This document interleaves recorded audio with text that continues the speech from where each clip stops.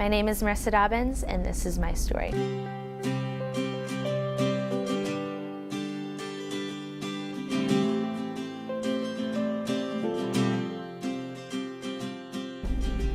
It all started in 8th grade when I broke up with my boyfriend one day.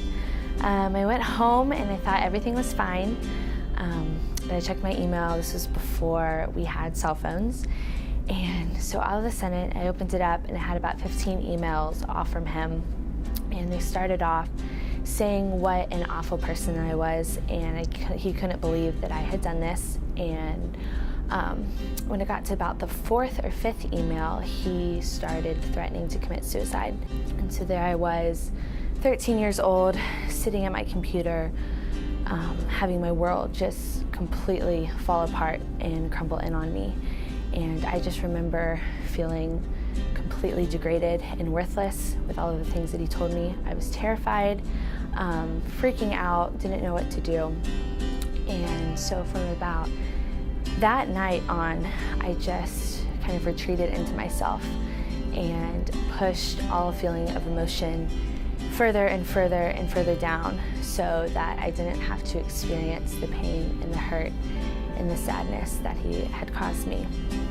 And so that kind of became a defining pattern in my life with the way that I dealt with things.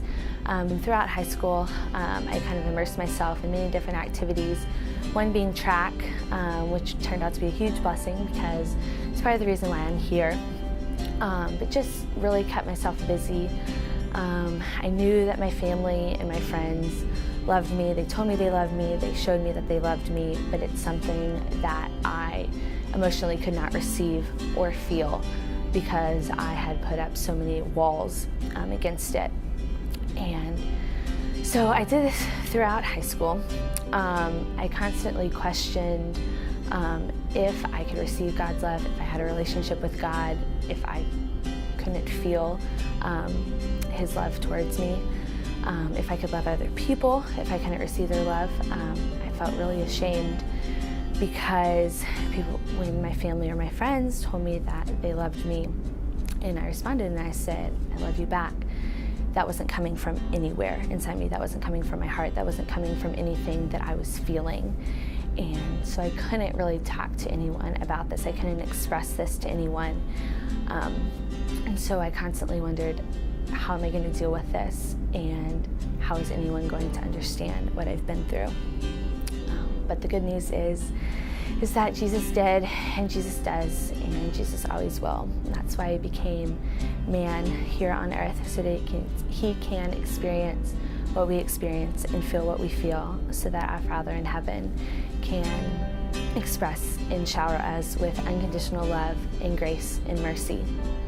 And so every day I just got on my knees and I prayed for God to restore my heart, restore my mind, restore my thoughts, restore my relationships, restore the way I perceived other people, restore the way that I thought how people perceived me. Kind of asking God to break down walls, to restore my heart.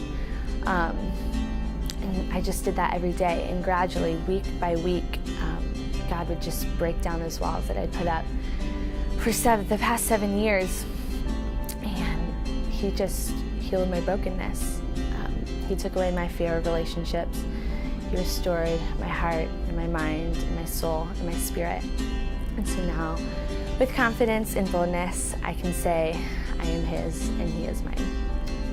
My name is Marisa Dobbins. I am a Tar Heel, and I am second.